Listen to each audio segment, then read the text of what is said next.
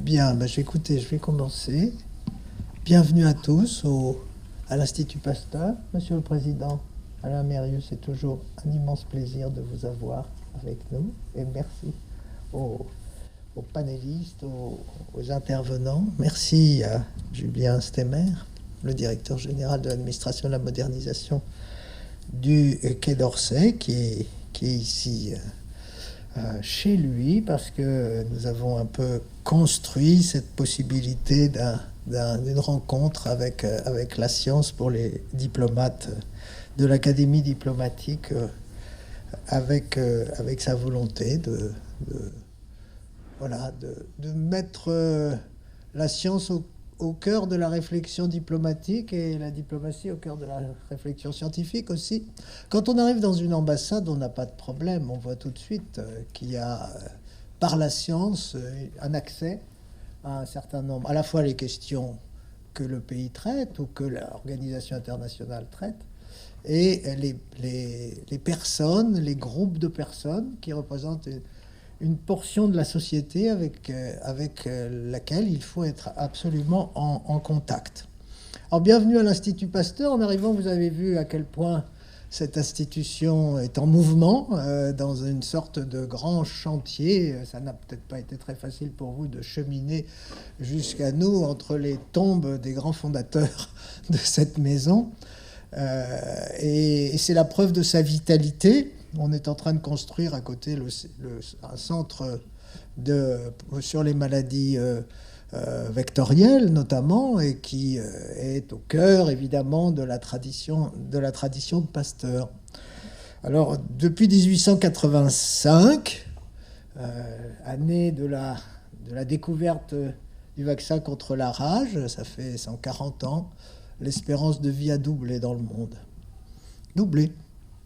Et évidemment, l'Institut Pasteur a accompagné, plus qu'accompagné, a travaillé à ces progrès.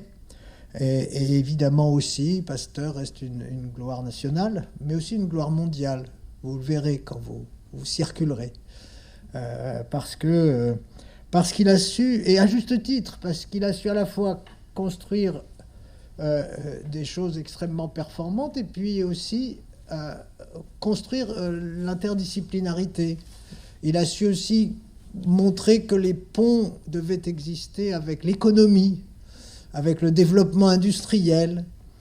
Et il a mêlé 4 missions fondamentales à notre institut, qui est des missions qui sont encore les valeurs pasteuriennes, c'est-à-dire la recherche fondamentale, la santé publique,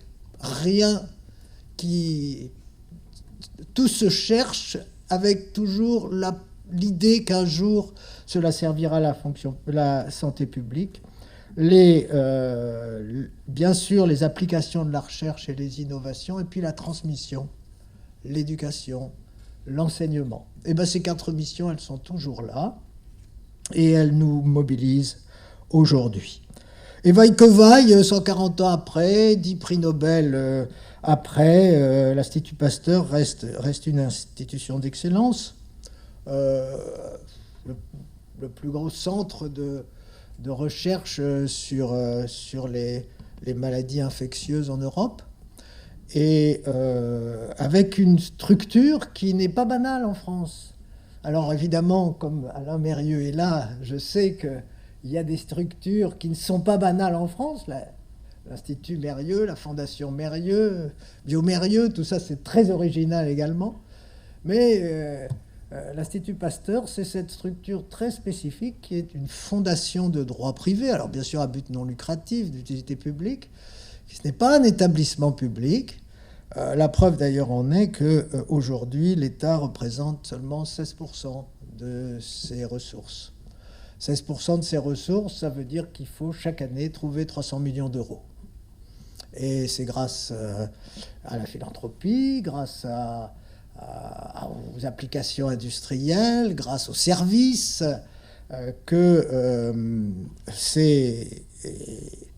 grâce aux réponses aux appels d'offres internationaux, y compris européens, ERC, c'est grâce à cela que l'Institut Pasteur est aujourd'hui une structure pérenne, indépendante, et qui est au cœur quand même de la recherche fondamentale sur la biomédecine dans le monde.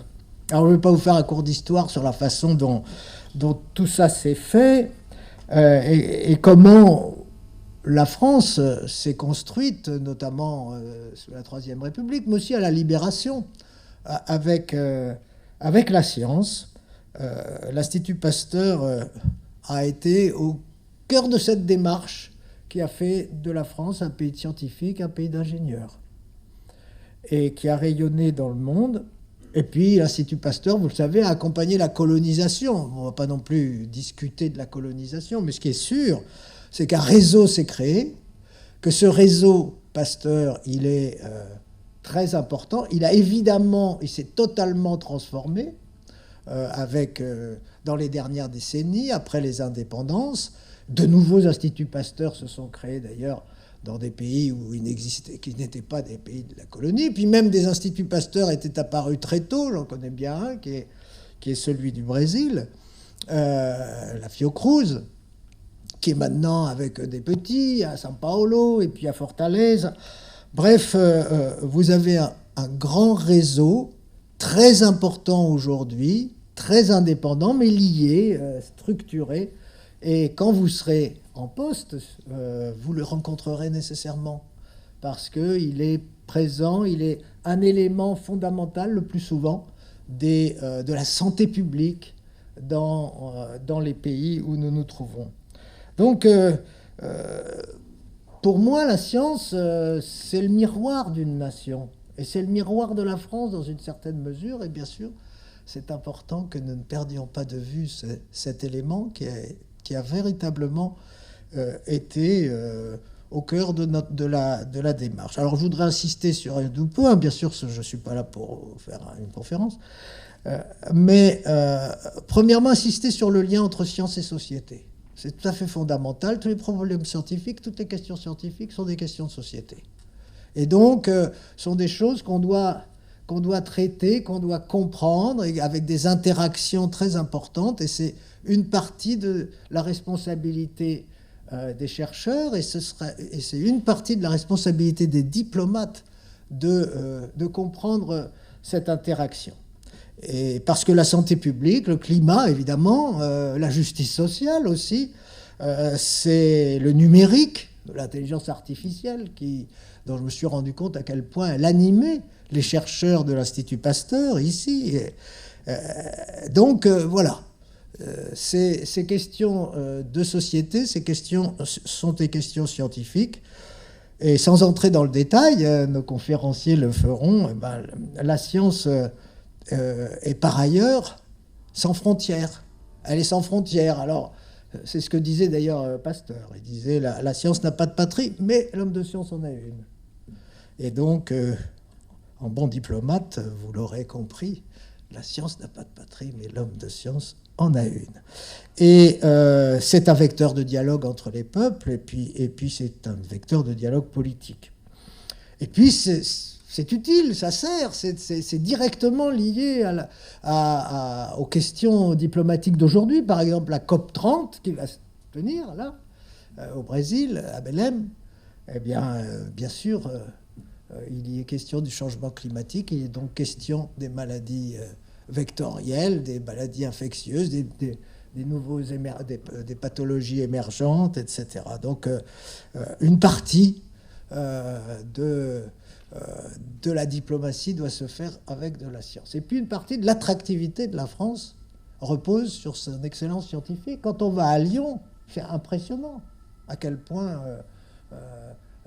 l'attraction est forte. Ici même, 85 nationalités sont ici. Ce sont à la fois des jeunes doctorants, des post-doctorants et des chercheurs confirmés, des directeurs de labos et des directeurs de départements. Et donc cette attractivité, elle est fondamentale. Et l'excellence scientifique, elle est aussi fondamentale parce que, autre mot qui est très important pour nous, pour vous, les diplomates, la souveraineté. Sans science performante, la souveraineté du pays est évidemment atteinte. On l'a bien vu quand il s'est agi de soigner le Covid. Et puis alors à ce moment-là, dernier point, on est quand même très très surpris de ce qui se passe. C'est un choc, j'en parlais avec Alain Mérieux tout à l'heure, depuis le 20 janvier, on est dans un monde totalement bouleversé à cause du président des États-Unis, puisque les États-Unis ont construit leur puissance sur la science. Ils ont construit leur puissance sur la science, et aujourd'hui, par une idéologie mortifère, elle est mortifère directement, hein, elle n'est pas seulement mortifère du point de vue civilisationnel, parce que les effets sont immédiats, et notamment sur les populations du Sud, sur les pays pauvres, et notamment aussi parce que notre sécurité collective face aux pandémies est désormais en danger. Eh bien, voilà, la science est attaquée. Elle est attaquée chez nous aussi, mais pas encore dans des proportions aussi graves et pas encore dans le cadre de la plus forte économie, société et sciences du monde. Les 12 prix Nobel de cette année sont presque tous aux États-Unis, même les Français, où ont tous été en travail, ont tous travaillé aux États-Unis. Les 12. Évidemment, c'est très symptomatique d'une étrange situation où très rapidement, très brutalement, et nous disions avec Alain Mérieux, d'une façon très grossière aussi, la science est directement attaquée aujourd'hui. Et face à cela, bien sûr, notre sécurité... Et puis alors, bien sûr, c'est des proportions incroyables, hein. C'est-à-dire que l'ANR, l'Agence nationale de la recherche en France pour la biomédecine, c'est 1 milliard d'euros. Les NIH américaines, c'est 47 milliards d'euros. Et donc, on n'est pas du tout dans le même ordre d'idée. Dès lors que vous commencez à couper, à casser, à interdire, à censurer, à interdire des mots, à interdire des recherches, c'est-à-dire le contraire de ce que peut être la science, c'est très grave. Pourquoi je vous dis ça ? Tout simplement parce que ça exige que la science devienne que vous soyez les porte-drapeaux de la science. Ça exige plus de visibilité de la science, ça exige plus de présence de la science dans le débat public, ça exige plus d'argent aussi, parce que nos efforts en matière de recherche-développement sont un petit peu trop contraints. Ils le sont. J'étais au ministère de la Recherche il y a 30 ans. Le ratio sur le PIB était de 2,2. Quand je suis aujourd'hui à l'Institut Pasteur, 30 ans plus tard, le ratio est de 2,2. C'est-à-dire que nous n'avons pas changé, alors que nous avons adopté des stratégies de Lisbonne, 3, et que d'autres pays, je suis désolé de le dire, ont fait des efforts plus conséquents. Mais je voudrais finir en remerciant le ministère des Affaires étrangères, à la fois d'avoir eu cette idée de venir ici, dans cette institution, pour voir et pour causer, mais aussi parce qu'il nous aide énormément. Et le ministère des Affaires étrangères, c'est des postes, des emplois dans ces instituts Pasteur du Pasteur Network, c'est des appuis, c'est des coopérations, et chacun, on s'en rend compte, dans chaque pays, les attachés pour la science, les dispositifs sont très utiles, très souvent des dispositifs bilatéraux. En tout cas, moi, je suis très reconnaissant. J'ai été très reconnaissant quand j'étais diplomate, et aujourd'hui, je suis très reconnaissant au ministère des Affaires étrangères de l'Europe et des Affaires étrangères de continuer à aider cela, et le fait que l'Académie diplomatique, Didier Lebret qui n'est pas là, Pascal Ross, et puis Maël Partouche soit aujourd'hui dans ce séminaire, et évidemment Julien Stemmer est important. Je voudrais donc vraiment vous remercier et vous dire que nous avons le sens à l'Institut Pasteur de l'importance de ce réseau diplomatique, à la fois pour nous aider, mais aussi pour...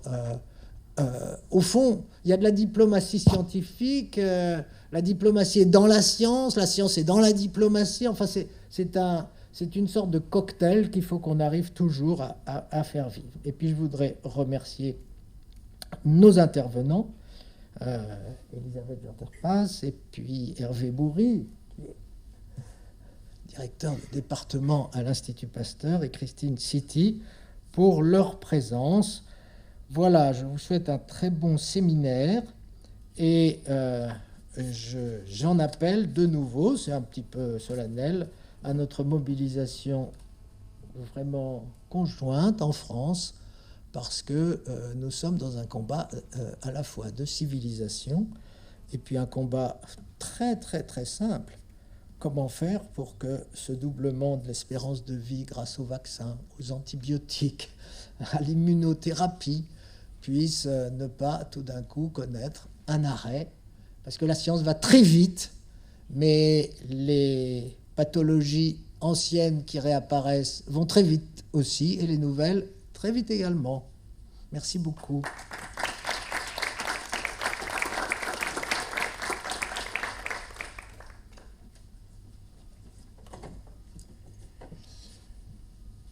Monsieur le Président Mérieux, Monsieur le Président Saint-Jour, Mesdames et Messieurs, chers collègues, merci beaucoup de m'inviter à cet événement important dans lequel j'étais censé porter la voix des diplomates.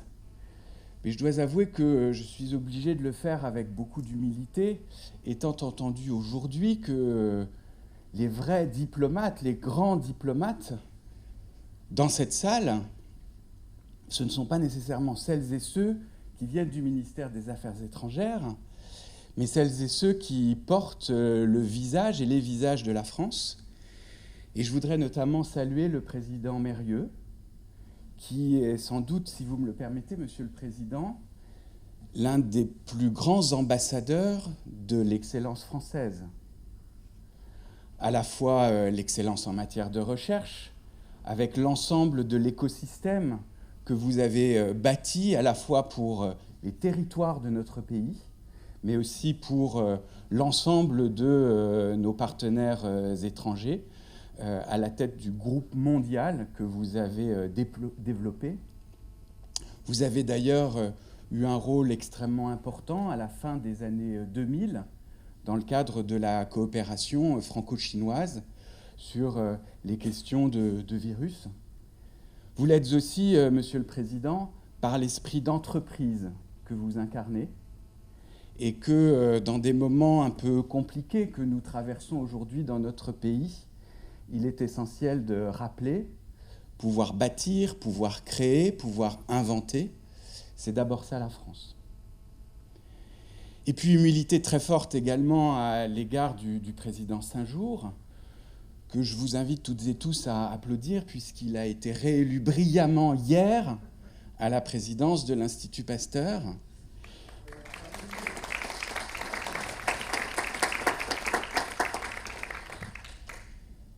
Et heureusement que nous sommes amis, Yves, parce que nos deux maisons, tellement la vôtre incarne la France à l'étranger, souvent avant le réseau diplomatique français, compte tenu de ce qu'elle a apporté à la santé de nombreux pays partenaires. Vous l'évoquiez dimanche dernier encore en évoquant les racines brésiliennes de l'Institut Pasteur. Heureusement que nous sommes amis parce que nous ne serions pas capables, nous, de tenir la concurrence que vous nous imposez pour incarner l'excellence française à l'étranger.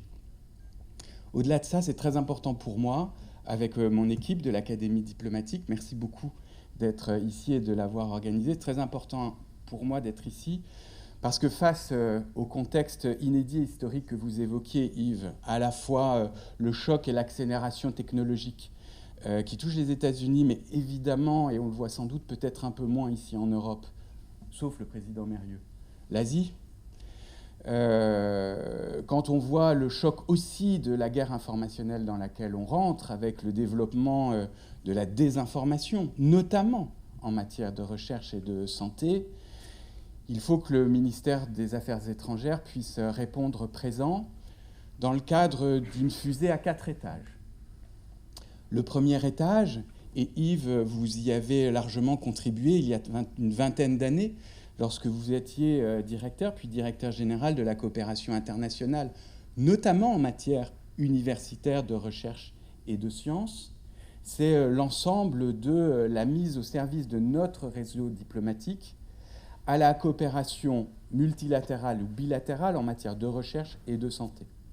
Anne-Claire Amproux vous en dira un instant quelques mots, notamment dans le domaine multilatéral, où nous investissons beaucoup au moment où certains de nos grands partenaires historiques décident de se retirer. Mais je voudrais rappeler que, malgré le contexte budgétaire extrêmement difficile, nous avons décidé de préserver au maximum l'ensemble de nos moyens pour pouvoir appuyer les opérateurs, les chercheurs, les jeunes qui s'engagent dans la recherche, avec une centaine d'experts nommés au sein de nos ambassades, plus de 10 000 boursiers, plus d'une centaine de partenariats avec des organisations de recherche à l'étranger. Et j'ai un mot tout particulier aussi pour ce qu'on appelle dans notre charabia bureaucratique les opérateurs, mais je pense à l'INRA, je pense au CNRS, je pense à l'IRD dont nous sommes actionnaires, je pense à l'INRIA également, autant d'instituts publics qui travaillent avec le privé que nous sommes là pour soutenir. C'est le premier étage de notre fusée et notre enjeu, c'est de pouvoir le consolider et de le développer dans un contexte où la recherche publique a des difficultés à maintenir ses moyens. Notre deuxième étage que nous devons développer, et j'en ai dit un mot un instant, c'est la décision qu'a prise le ministère de l'Europe et des Affaires étrangères de s'engager résolument dans la bataille de l'information. D'abord de l'information diplomatique, mais sans doute devrons-nous, et peut-être cela sera un sujet de vos travaux, l'étendre aussi à des sujets stratégiques comme le sont la science et la recherche. Nous avons développé en interne, avec des experts, mais aussi des outils techniques d'intelligence artificielle, des moyens de veille sur l'ensemble des réseaux sociaux mondiaux, à la fois locaux et globaux, sur la désinformation pour que nous puissions être en mesure, en quelques instants, en tout cas quelques heures, de pouvoir repérer les développements, souvent animés par des frères Matrol dans des pays dont je tairai l'identité aujourd'hui, qui se développent et qui peuvent ensuite revenir en backlash et avoir une conséquence sur l'opinion mondiale et sur l'opinion française. Et la décision qui a été prise est de développer ces équipes de veille et de se lancer aujourd'hui aussi dans la riposte et dans l'attaque. Évidemment pas avec les mêmes armes de nos ennemis, parce que non, nous ne travaillerons pas sur des informations fausses ou non vérifiées, et Dieu sait qu'en matière de science, les informations non vérifiées par nature sont un des moteurs du progrès. Et deuxième élément, nous n'utiliserons évidemment pas des fermatrolles et des techniques de dispersion qui ne sont pas conformes ni à notre droit ni à notre valeur. Troisième étage important de cette nouvelle fusée, et là aussi c'est une innovation, c'est la question de la liberté académique. Cette question, elle est devenue clé dans le monde académique et de la recherche. Elle deviendra absolument clé dans la diplomatie. Et c'est pour la raison pour laquelle le Centre d'analyse et de prévision du ministère de l'Europe et des Affaires étrangères, directement rattaché au ministre qui lui en a fait la demande, s'est lancé dans un travail à la fois de recherche, mais aussi de mobilisation de ses partenaires étrangers et des grandes institutions de recherche et de lobbying sur la diplomatie et la diplomatie publique, de savoir se mobiliser sur la façon dont nous allons pouvoir, ou pas, préserver la liberté académique. Et je vous invite à suivre avec beaucoup d'intérêt l'initiative qui a été rendue publique il y a 48 heures par les universités françaises sur l'état dans le monde de la liberté académique, des dangers auxquels elle fait face, et le ministère des Affaires étrangères, parce que c'est un sujet de liberté et donc un sujet de diplomatie, sera présent pour soutenir toutes les initiatives nécessaires. Et enfin, quatrième étage de cette fusée, c'est l'Académie diplomatique et consulaire, dans le cadre de l'agenda de transformation du ministère des Affaires étrangères que nous avons lancé il y a 3 ans à la suite des États généraux de la diplomatie, nous avons décidé de réinvestir massivement dans la formation initiale et continue des diplomates. Et quand je dis diplomates, c'est de toutes celles et ceux qui concourent à la diplomatie française, quel que soit leur statut, quel que soit leur corps ou leur maison d'appartenance. Et l'idée a été de pouvoir capter de nouveaux sujets de formation sur des sujets diplomatiques qui étaient sans doute peut-être parfois un peu éloignés de nos collègues, et de pouvoir avoir, comme aujourd'hui, des sessions de formation sur les questions de santé, sur les questions de technologie, sur les questions d'intelligence artificielle, sur les questions de quantique. Donc merci beaucoup d'avoir pu être au rendez-vous de cette dynamique. Et j'ai bon espoir qu'avec les 4 éléments que je vous ai présentés avec vous, on puisse soutenir à la fois vos énergies, à la fois vos initiatives, précisément dans un esprit qui fait la différence. C'est celui de l'entreprise, c'est celui de l'entrepreneuriat, c'est celui de l'invention, c'est celui de l'imagination, c'est celui de la détermination, tel que l'incarne aujourd'hui évidemment l'Institut Pasteur, mais encore plus le président Mérieux et l'ensemble des intervenants à nos travaux. Monsieur le Président, Mesdames et Messieurs, merci et bonne journée.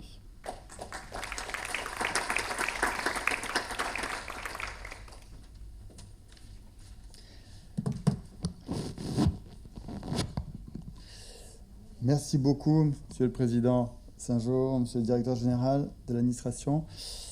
Julien Steimer. Je suis Pascal Ross, donc le responsable du département recherche de l'Académie diplomatique et consulaire, et donc en charge donc de l'organisation avec l'Institut Pasteur de ce temps d'échange et de réflexion. Je veux juste tout d'abord préciser que ce petit séminaire, comme l'a dit Julien Steimer, participe de la formation continue des diplomates. Et ce cycle de séminaire, cette année, est consacré à la diplomatie scientifique. Et donc, précisément, l'objet est de s'interroger collectivement sur les enjeux scientifiques dans l'action diplomatique. Et donc, évidemment, on est très heureux de démarrer ce cycle ici à l'Institut Pasteur sur la question de santé mondiale, qui repose évidemment sur des enjeux scientifiques de premier plan. Donc nous allons, juste pour vous présenter l'articulation de cette matinée, donc nous aurons donc dans un premier temps, sous le format de table ronde avec nos intervenants, que je remercie et que je vais présenter dans quelques instants, donc une première approche, une première analyse, des premières réflexions que nous mènerons ensemble jusqu'à 11h, avec un petit temps aussi d'échange et d'interaction bien sûr avec vous, qui est prévu dans le déroulé de cette matinée. Puis nous aurons ensuite un deuxième temps qui sera un format un petit peu plus restreint, qui ne concernera que les scientifiques et en particulier bien sûr nos panélistes et les diplomates présents, et avec un dialogue qui se poursuivra dans un format un petit peu plus restreint sous la règle de Chatham House. Alors, sans plus attendre, donc je vous propose d'explorer avec nos panélistes que je présenterai dans un petit instant cette question fondamentale, et ça a été évoqué avec l'annonce en particulier du retrait américain, en particulier de l'OMS, et donc avec toutes les conséquences que ça comporte en termes de financement et de capacité d'intervention aussi en matière de santé à l'échelle mondiale. Et pour poser un petit peu les termes et les enjeux qui se posent à nous et qui se posent à la France et à tous les partenaires internationaux, on va donner donc la parole à l'ambassadrice pour la santé mondiale, qui malheureusement n'a pas pu être avec nous pour des contraintes d'agenda, mais qui a souhaité faire une petite intervention d'ouverture pour cadrer un petit peu les grands enjeux vus du ministère et sur ces enjeux. Donc je lui laisse tout de suite la parole. Bonjour à toutes et tous. Je suis ravie d'ouvrir aujourd'hui le premier petit séminaire de l'Académie diplomatique consulaire à l'Institut Pasteur. Ce séminaire intervient dans un contexte très particulier, avec un paysage de la santé mondiale et de la coopération scientifique perturbé depuis quelques mois. Le contexte géopolitique actuel, dont le retrait américain de l'Organisation mondiale de la santé, a profondément bouleversé l'organisation et le monde de la santé mondiale. non seulement sur le plan financier, puisque la contribution américaine représentait près de 20% du budget de l'organisation, mais aussi en termes de perte d'expertise et de perte de valeur.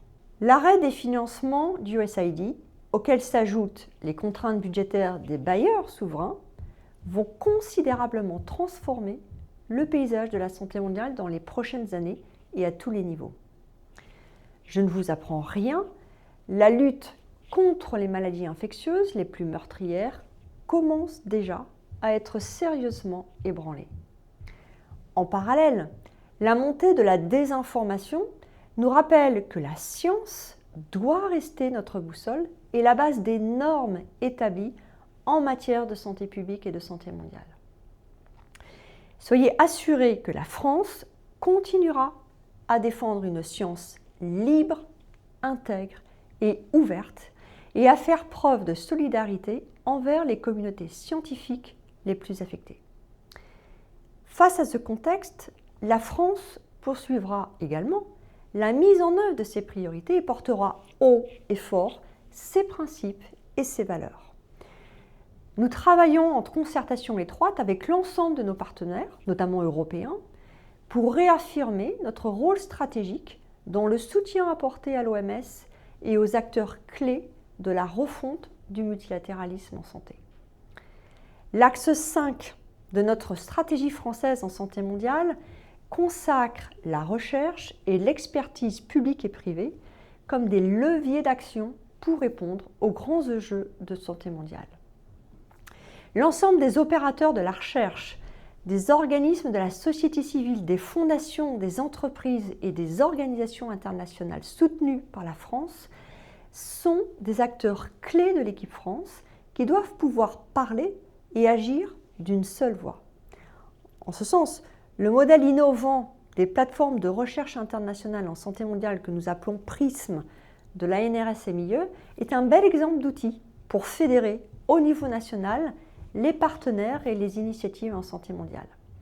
Et c'est d'ailleurs dans cette dynamique que la France accueillera en 2026 le sommet One Health, construit avec l'ensemble de nos ministères, agences et opérateurs, mais également en collaboration avec les 4 organisations de la quadripartite, l'OMS donc, mais aussi l'Organisation mondiale de la santé animale, le Programme des Nations unies pour l'environnement et l'Organisation des Nations unies pour l'alimentation et l'agriculture.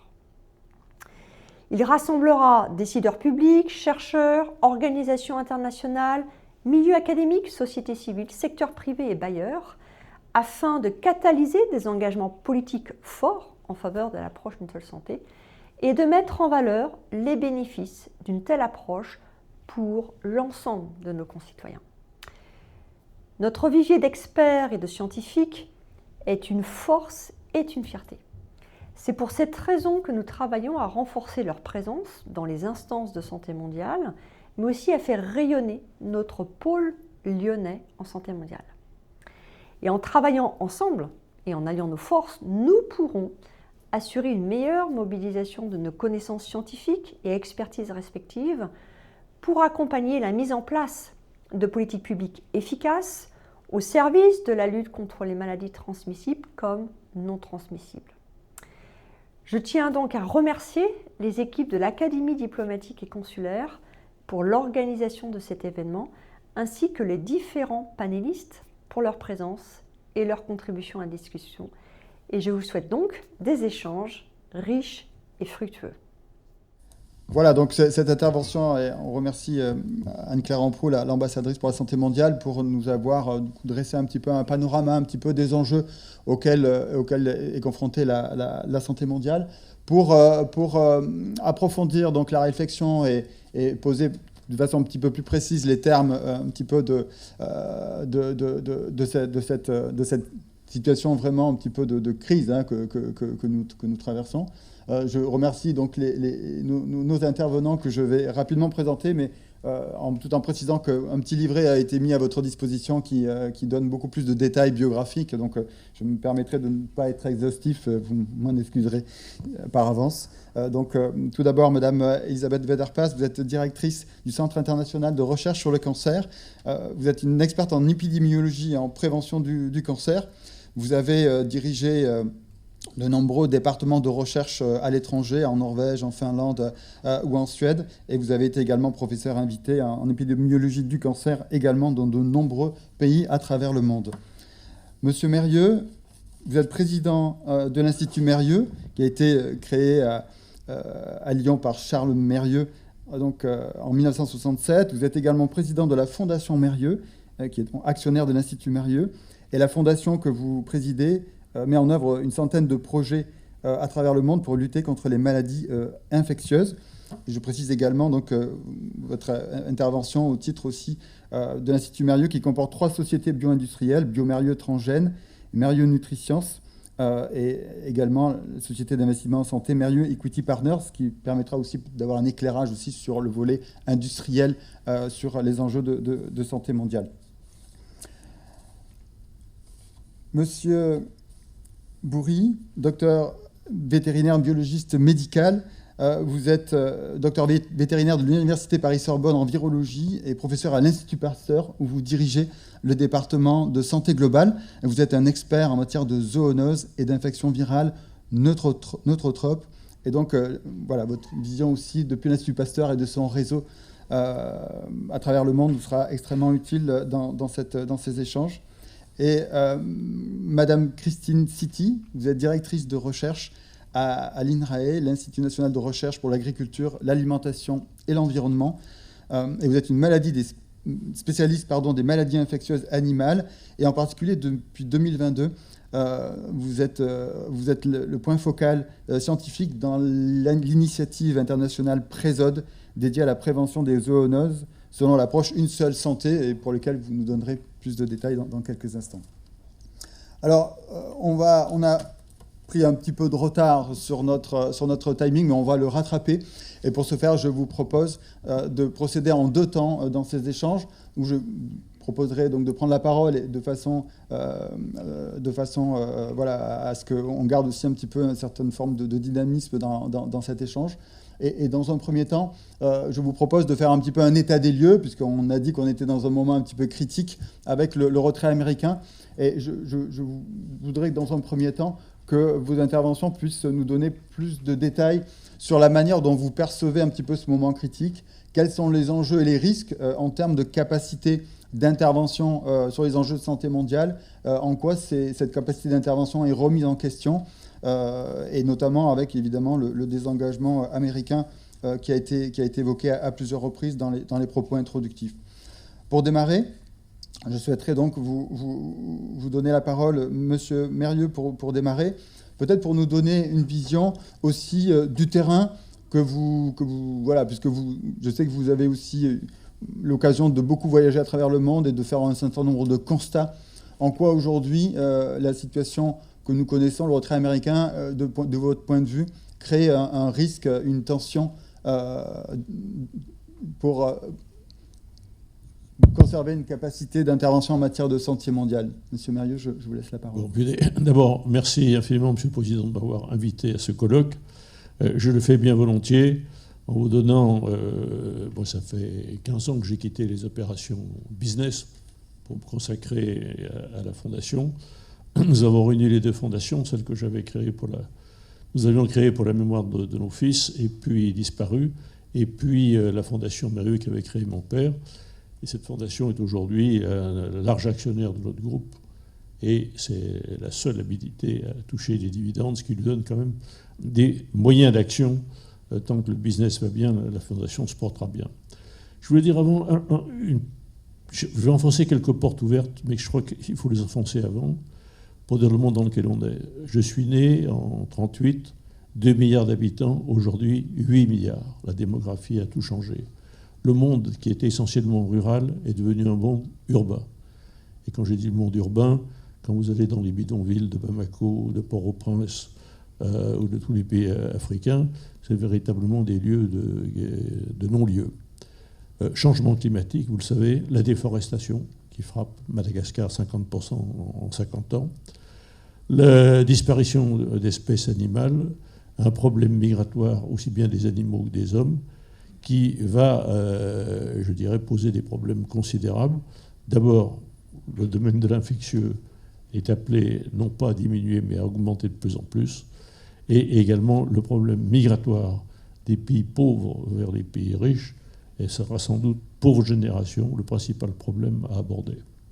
C'est dans ce contexte que nous avons, nous, établi une fondation qui était essentiellement de lieu de rencontre, en un lieu d'action, et nous sommes allés sur le terrain, et nous sommes dans 17 pays où nous avons implanté des laboratoires de diagnostic de maladies infectieuses qui sont généralement des laboratoires protégés style P3. Sur les 17 pays, je vais aller assez simplement, vont pas mal le Laos et le Cambodge, puisqu'ils ce sont d'ailleurs les petits frères de la Chine, c'est pour ça qu'ils sont tranquilles. Le Brésil va mieux, je salue avec plaisir, et le Maroc, malgré quelques perturbations, se tient la route. Les autres pays où nous sommes, c'est une catastrophe. Ça fait 25 ans que je suis en Haïti, à Madagascar, en RDC, à Brazza, au Mali, Burkina, Cameroun, Tunisie, Liban, Irak, Bangladesh, Myanmar et même le Sénégal. Tous ces pays sont confrontés, je dirais, à des troubles politiques effarants. Moi, je rentre du Liban. Le Liban a un nouveau président que je connais bien, c'est le patron des armées, qui est un homme remarquable. Mais il y a encore 1,5 million de réfugiés syriens, en particulier à la plaine de la Bekaa que j'ai visité. En novembre, le pécule que touchaient les Nations Unies aux réfugiés syriens s'arrête. Après, personne ne sait.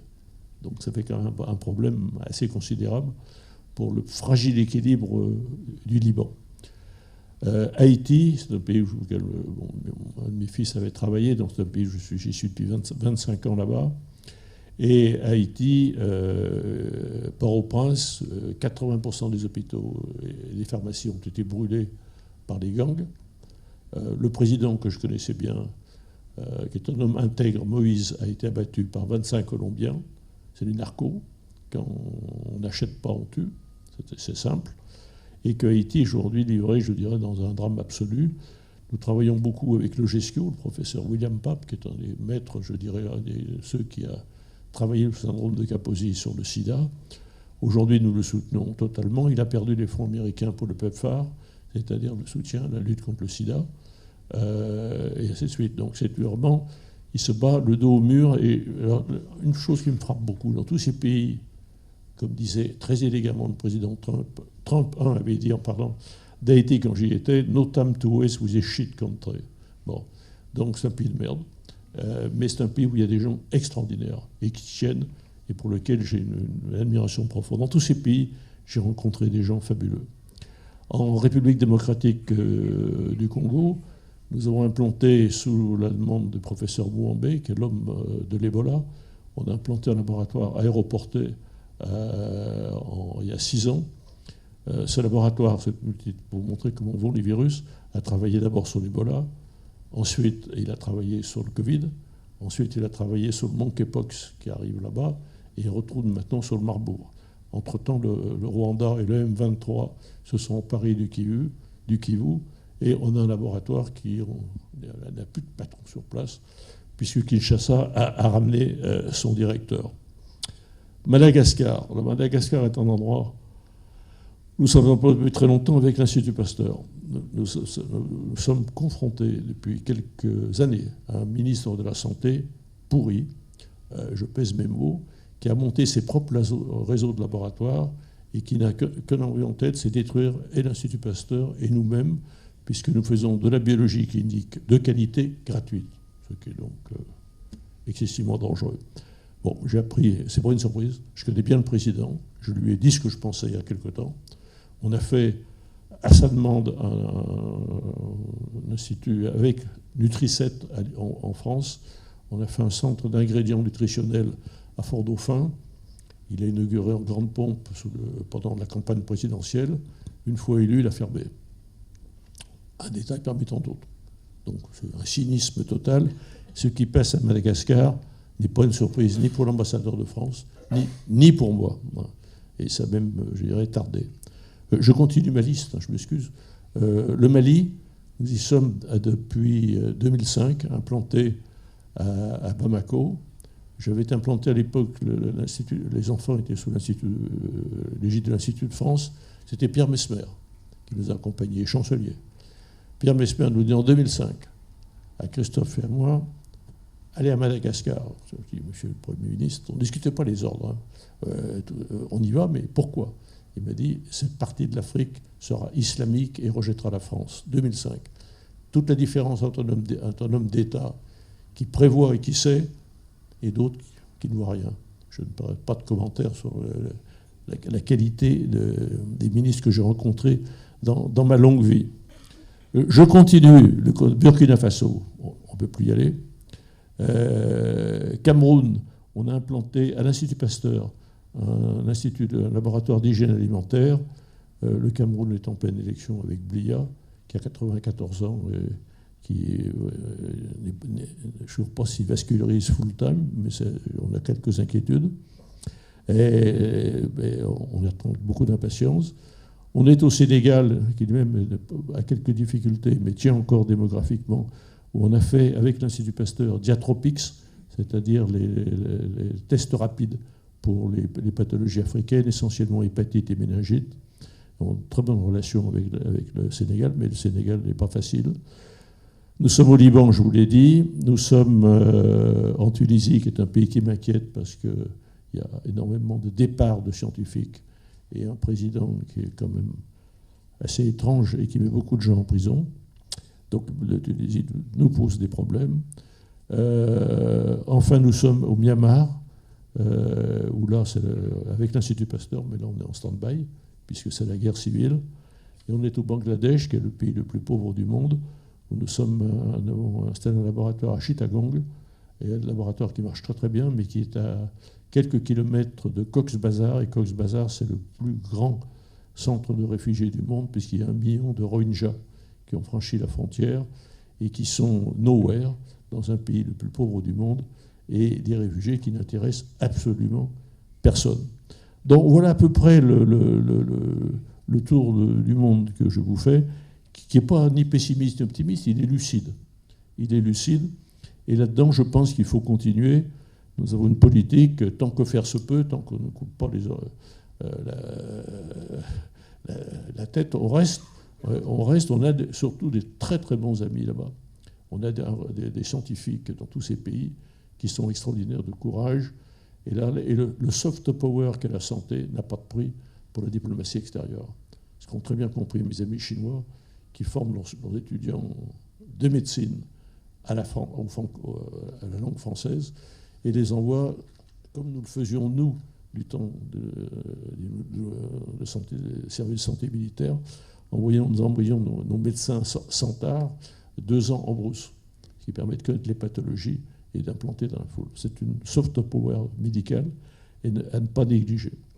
Alors, face à cela, ce qu'on fait, on se bat sur les principaux... Monsieur Merrieux, peut-être on peut garder, parce que sur cet aspect un peu plus opérationnel, je vous propose de revenir un petit peu après avec une nouvelle intervention. Merci beaucoup pour nous avoir dressé un petit peu ce tableau dont on comprend que la dimension politique de la santé est extrêmement forte, que la capacité d'intervention dépend évidemment aussi de la structure politique en place et de la robustesse aussi des interlocuteurs. Puis on a bien compris aussi la dimension essentiellement partenariale à travers toutes les actions que la Fondation menait. On a bien compris évidemment la collaboration très étroite avec l'Institut Pasteur et d'autres réseaux de scientifiques qui est tout à fait fondamentale. Je me tourne maintenant vers Madame Vaderpass pour avoir peut-être une vision aussi vue d'une organisation internationale qui est aussi très liée à l'OMS. Quelle est votre vision un petit peu des enjeux aujourd'hui qui se posent à l'architecture de santé mondiale? Le retrait américain, dans quelle mesure effectivement il constitue une impasse budgétaire et comment ça va se traduire concrètement pour qu'on ait des éléments plus précis de ce que constitue ce revirement exceptionnel de la position américaine. Je vous en prie, Madame. Merci beaucoup. Bon, d'abord, merci de m'avoir invité. Je suis ravie d'être là. Et seulement pour que tout le monde comprenne ce que c'est le Centre international de recherche sur les cancers, c'est une agence indépendante pour la recherche sur le cancer dans les seins de l'Organisation mondiale de la santé. Ça veut dire, moi je suis une employée de l'Organisation mondiale de la santé, mais nous avons notre propre agence financière complètement séparément que le budget de l'Organisation mondiale de la santé par 30 pays membres. La France est un pays fondateur de notre agence en 1965 et la France est un des plus grands les plus grands soutiens vient de la France. Par exemple, les bâtiments, nous avons un bâtiment flambant neuf à Lyon qui a été soutenu par le gouvernement français entièrement. Alors, je viens sur vos questions. Quels sont les enjeux? Quelles sont les grandes lignes de recherche dans le monde des enjeux de santé publique et quel est l'impact de l'attitude américaine budgétaire et politique? D'abord, les maladies infectieuses émergentes et réémergentes. Je suis sûre que mon collègue va aller beaucoup plus à fond dans ces questions-là. Mais aussi la résistance aux antimicrobiens. C'est un très grand enjeu pour toutes les maladies. Deuxième enjeu, les maladies non transmissibles, par exemple les cancers, les maladies cardiovasculaires, toutes les maladies du cerveau, toutes les maladies neurodégénératives, mais aussi les inégalités de santé. Dans tous les pays au monde, il y a des inégalités marquantes en santé. L'espoir de vie à la naissance, c'est très différent d'après les classes sociales, d'après la région où la personne habite, etc. Alors ça, c'est des enjeux très importants. Aussi, bien sûr, l'accès aux soins, l'accès aux vaccins, l'accès au diagnostic et traitement des maladies non transmissibles. Troisième point, les facteurs environnementaux et les changements climatiques. La pollution atmosphérique, plus en plus importante dans notre monde et plus en plus de personnes tombent malades et meurent à cause de la pollution atmosphérique qui est directement ou indirectement liée au changement climatique. Ça a aussi un impact sur les vecteurs qui sont liés aux maladies infectieuses, aux catastrophes naturelles et à malnutrition. Dans ces mêmes bilans-là, on a aussi la problématique des aliments ultra-transformés. Ça veut dire que dans les dernières décennies, de plus en plus notre quotidien et notre alimentation, elle est basée dans des aliments qui sont processés industriellement. Ce sont des mélanges chimiques qui ont un impact sur l'environnement, sur le réchauffement climatique, mais bien sûr sur notre santé. Et la morbidité et la mortalité due à la malbouffe, tout simplement, c'est un enjeu très important. Et aussi tout l'impact sur l'environnement, la quantité de pesticides, des herbicides et des produits chimiques qui polluent la terre, l'air et l'eau. Quatrième enjeu, la fragilisation du multilatéralisme et du financement international. Oui, la contribution américaine est à WHO et aussi au cirque à peu près 20% de notre budget. Ça, c'est un impact au quotidien. On doit tout simplement virer des chercheurs, ce qui fait très mal au cœur des chercheurs qui travaillent, par exemple, sur les domaines de HIV, dans les domaines des inégalités sociales vis-à-vis hommes-femmes et des différents niveaux socio-économiques, mais aussi des chercheurs qui travaillent avec le développement des vaccins et l'étude des impacts des vaccins dans des différentes populations en Afrique subsaharienne, en Amérique du Sud et en Asie. Et finalement, un autre enjeu très important qui a un impact, que l'attitude américaine a un impact, c'est la santé numérique et la cybersécurité. Vous avez déjà mentionné la infotox, toute la intoxication avec des nouvelles qui ne sont pas vraisemblables, qui ne sont pas des vérités scientifiques, mais qui ont une influence dans plusieurs domaines sociétals. Alors, tout ensemble, les risques pour la santé mondiale liés à la interconnexion des menaces biologiques, environnementales, sociales, amplifiée par la fragilisation des mécanismes de coopération internationale. Et la recherche scientifique et la collaboration multilatérale restent bien sûr essentielles pour anticiper, prévenir et atténuer ces risques-là. Merci beaucoup, Madame Vadarpas. Effectivement, on perçoit encore davantage et plus précisément avec votre intervention, effectivement, à travers effectivement l'incapacité de maintenir tout simplement le salaire aussi de chercheurs. Et on perçoit du coup le danger que cela constitue face aux enjeux que vous avez cités et qui sont multiples en matière de santé mondiale. Cela m'amène à interroger Hervé Bourri sur justement votre perception aussi vue de l'Institut Pasteur avec tout ce réseau à l'international qui permet aussi d'avoir une vision extrêmement large sur les enjeux auxquels la santé mondiale est confrontée et en particulier cette capacité dans ce contexte financier difficile à pouvoir maintenir finalement une activité de recherche et notamment de recherche libre, je crois, à laquelle l'Institut Pasteur est très attaché. Quelle est votre analyse, votre diagnostic sur un petit peu les lignes un petit peu de tension auxquelles la santé mondiale est confrontée aujourd'hui sur le plan de l'expertise scientifique?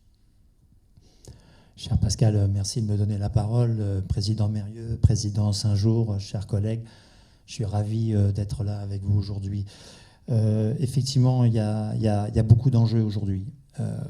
L'histoire de l'Institut Pasteur, ça a été rappelé très brillamment par Monsieur le Président Saint-Jour, s'inscrit finalement dans une attente sociétale forte et dans une vision mondiale.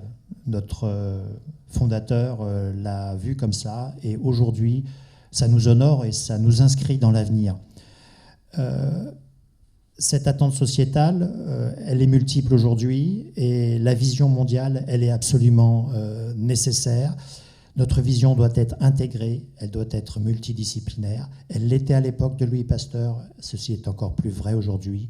Vous avez ici à l'Institut, ça a été rappelé par le président Saint-Jour, de multiples nationalités, de multiples formations qui sont réunies avec des expertises multiples, des équipements multiples qui concourent finalement au succès de nos découvertes d'aujourd'hui et à celles de demain. Les aléas sont nombreux. Ça a été très bien rappelé par Elisabeth juste avant moi. L'usage des territoires, les mouvements des populations, l'usage des médicaments sont des challenges.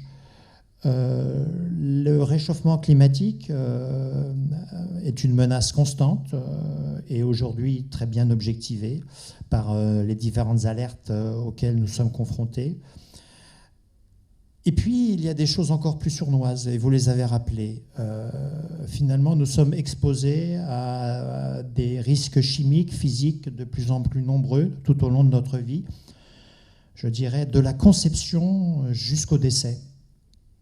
Et ceci ouvre des champs finalement d'investigation gigantesques. Quel est le rôle de ces expositions multiples dans notre bien-être, santé mentale, santé tout court, et dans notre longévité et finalement le bien-être de la société. Alors nous, à l'Institut Pasteur, évidemment, vous l'avez rappelé, on s'occupe des maladies infectieuses, mais pas que, maladies infectieuses émergentes, vous en entendez parler, maladies vectorielles, les arbovirus. On vous a rappelé la construction d'un grand bâtiment ici à la place du trou que vous avez juste en face de vous sur les maladies vectorielles où finalement on pourra travailler sur les relations entre les vecteurs, c'est-à-dire tous ces petites bêtes volantes, moustiques, etc., ou rampantes, qui hébergent un certain nombre de pathogènes et peuvent nous les transmettre. Et donc ce bâtiment sera dédié à la compréhension de la dynamique de ces infections. Les maladies tropicales négligées qu'on oublie souvent, celles qui sont considérées comme telles par l'OMS, qui finalement font silencieusement, à l'abri des médias, des ravages. Bien sûr, j'ai un attrait particulier pour la rage. On n'en parle pas, elle est silencieuse, elle ne progresse pas, malheureusement, et elle tue silencieusement. Les zoonoses, on en reparlera sans doute avec Christine. Les zoonoses, les maladies qui sont transmissibles de l'animal à l'homme, on considère qu'aujourd'hui, 60% des maladies humaines sont d'origine zoonotique et 70% des émergences auxquelles nous sommes confrontés, émergences en maladies infectieuses, sont d'origine animale. Donc tout ceci, finalement, nous mobilise. Mais il y a les maladies non transmissibles, vous l'avez rappelé, avec ces expositions multiples, qui nous amènent finalement à traiter de la santé de la mère, de la santé de l'enfant, puisque la santé de l'enfant est liée à la santé de la mère, et tout ça ne fait qu'un. Et nous travaillons évidemment à l'Institut Pasteur sur l'origine des maladies. Cette approche holistique que nous menons ici à Paris et en lien avec le réseau est absolument essentielle. Elle est multidisciplinaire, je l'ai déjà dit. Elle part d'une recherche purement cognitive. Je pense que nous aurons l'occasion d'y revenir. Elle est absolument essentielle. Et vous, qui serez peut-être des décideurs de demain, je voudrais insister à un moment donné là-dessus, jusqu'à la recherche la plus translationnelle et le travail au plus près des communautés. Et là, nous avons de grands programmes de recherche à l'Institut Pasteur avec ce réseau de partenaires que vous avez mentionné, 33 institutions, peut-être que j'en ai perdu quelques-unes, excusez-moi, Président Saint-Jour, mais finalement, comme ceci grossit assez vite, 33 institutions de par le monde. Et effectivement, souvent, on oublie cette dimension sociétale chez nous, mais aussi dans les pays avec lesquels nous travaillons. Ces communautés pour lesquelles nous travaillons, comment perçoivent-elles le risque? Est-ce qu'elles le perçoivent de la même façon que nous? Les mesures que nous proposons sont-elles adaptées à ces communautés? Comment travaillons-nous pour faire passer les messages? Comment travaillons-nous pour que le diagnostic soit fait au plus près des communautés? Le président Mérieux a rappelé tout le travail de la Fondation Mérieux et de ses partenaires dans ce domaine. Nous aussi, à l'Institut Pasteur, nous travaillons pour finalement que l'alerte, la formation et la réponse soient faites au plus près des communautés. Et là, on tombe dans votre questionnement, finalement, avec les budgets réduits aujourd'hui que nous allons avoir, nous, en Europe, et surtout les budgets réduits d'origine américaine. Comment allons-nous maintenir ces objectifs, cette performance des réseaux que nous avons pu mener? J'ai beaucoup d'inquiétudes. Ceci affecte non seulement la santé humaine, vous le savez, mais aussi la santé animale. Tous les réseaux de surveillance sont impactés dans les différents pays. Je travaille moi aussi, Président Mérieux, beaucoup au Cameroun. Et donc, je vais voir le ministre de l'élevage au Cameroun. Je discute avec le directeur des services vétérinaires. Toute la surveillance des grandes pathologies animales était grande partie financée par USAID et tous ces financements associés. Donc aujourd'hui, c'est non seulement une perte économique potentielle, une pauvreté accrue des communautés avec tout ce que ça va engendrer sur leur santé, et finalement une vision qui va être atténuée, voire annihilée de ce qui se passe dans les communautés, des émergences, des passages des virus ou des bactéries de l'animal à l'homme, et donc un impact sur leur santé. Et comme nous voyageons tous et que ces maladies voyagent, un impact sur toutes nos communautés, y compris ici dans le 15e arrondissement. Merci beaucoup, Hervé Bourri, pour partager avec nous ce diagnostic un petit peu inquiétant, évidemment, mais sans doute très objectif. Et justement, sur cette approche un petit peu globale que vous avez évoquée, qui est importante et qui renvoie donc à l'approche dite One Health, je pense que ce serait très intéressant d'avoir également l'éclairage de Christine City, qui justement, en tant que spécialiste des zoonoses, donc ce passage des maladies de l'animal vers l'humain, qui s'appuie justement sur cette approche globale. Ce serait très intéressant d'avoir aussi votre diagnostic sur les enjeux au regard de cette nécessité d'aborder les questions de santé de manière très très large, et d'avoir aussi votre vision sur ce qu'implique l'impact du retrait américain, particulièrement sur cette approche globale. Quel constat pouvez-vous établir sur ces enjeux? Bonjour et merci pour cette invitation. Donc, 2 mots sur ma présence aujourd'hui. C'est surtout en lien avec l'initiative internationale PRESOT, comme vous avez dit. PRESOT, c'est une initiative qui a été créée donc à la suite de la crise, de la crise Covid. Et elle a été créée par 3 instituts français, INRAE, IRD et CIRAD. Et compte aujourd'hui 250 membres à travers le monde, des instituts membres, dont 28 pays. Alors, c'est quoi la vision de PRESOT? La vision de PRESOT, c'est qu'effectivement, quand on s'adresse aux maladies infectieuses émergentes, on est à peu près sûr qu'on aura une prochaine pandémie. La question, c'est de savoir quand et où. Et donc, ces 3 instituts se sont concertés en se disant qu'il fallait agir en période d'intercrise sur la prévention des risques d'émergence. Et donc, ce petit schéma vous résume un peu la complexité qui est liée à l'émergence de ces maladies, qui font intervenir un certain nombre de facteurs, des facteurs biologiques bien sûr, mais aussi des facteurs environnementaux, et on a vu des facteurs sociétals. Dans les grands drivers, les grands facteurs déclenchants de ces émergences, bien sûr il y a le climat, le changement climatique, le changement d'usage des terres. Il y a également tout le commerce d'animaux vivants et puis le tourisme, on l'a dit, qui sont des déclencheurs. Et donc, Présode, son ambition première, c'est d'agir au plus près de l'émergence et de façon le plus précoce possible, avec 2 grands enjeux, c'est de comprendre les mécanismes déclencheurs de ces émergences et de pouvoir développer des méthodes innovantes de diagnostic précoce et d'alerte précoce. Alors, quand je dis au plus près, ça veut dire quoi? Ça veut dire qu'il faut un certain nombre d'expertises et qu'il faut une combinaison d'expertises pour arriver à pouvoir proposer des stratégies de diminution du risque et que forcément, ces actions, elles vont être faites localement. Et donc, elles vont être conduites par les populations locales, qui sont d'ailleurs les premières exposées. Donc, il faut travailler au plus près avec les communautés. Ça veut dire que, et donc ça rejoint l'approche One Health, on est là directement dans les interfaces et les interactions entre l'animal, l'homme et l'environnement. Et on est là aussi dans les interactions, c'est des questions complexes qui sont multifactorielles et on doit intégrer les connaissances venant de différentes disciplines, de différentes expertises. Et ça c'est essentiel.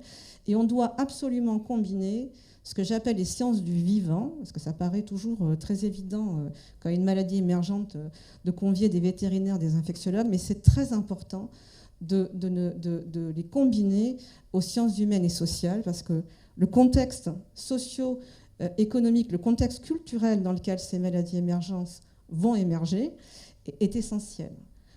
Les populations qui sont, et les communautés qui sont en première ligne, elles peuvent aussi contribuer aux facteurs déclenchants, elles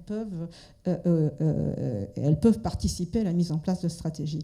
Alors si on en revient au désengagement des États-Unis, il y a beaucoup d'impact à l'heure où on vient de signer le traité pour les pandémies et où justement une difficulté est souveraineté nationale versus obligation internationale.